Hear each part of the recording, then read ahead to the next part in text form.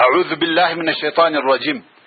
يا أيها الذين آمنوا لا تخونوا الله والرسول وتخونوا اماناتكم وانتم تعلمون.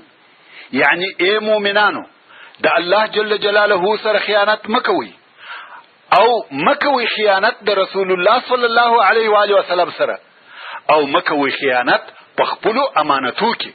حال دا چې تاسو پوهیږئ چې د امانتو ساتل واجب او حتمی دي. ورونو په دغه آیات شریف کې الله عزوجل پر مؤمنانو او مسلمانانو درې شی مقرره کړه او موږ یې په مکلف کړو. اول، پام کوئ چې د الله جل جلاله سره خیانت ونه کړئ. د الله عزوجل سره خیانت څنګه او څه شي دي؟ د الله عزوجل سره خیانت دا دی چې د هغه عزوجل امرونه پرېښول سي، د ده عزوجل د احکامو څخه مخالفت وکړه سي، په ژبه ځان مسلمان بولي او عمل د کفارو کوي. د الله عزوجل ټول اوامر زما او ستا پر غاړه امانت دي.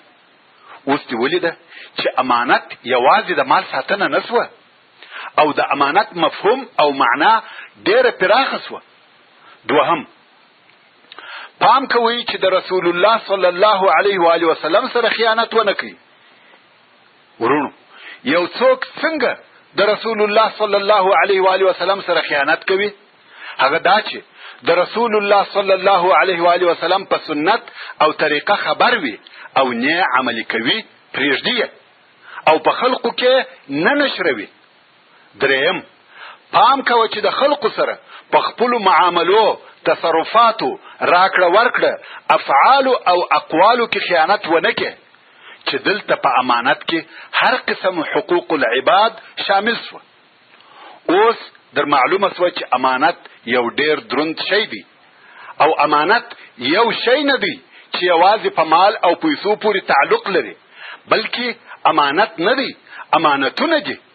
الله عزوجل د سورة النساء په 58 نمبر آیات کې فرمایي: ان الله یأمرکم ان تؤدوا الامانات الى اهلها.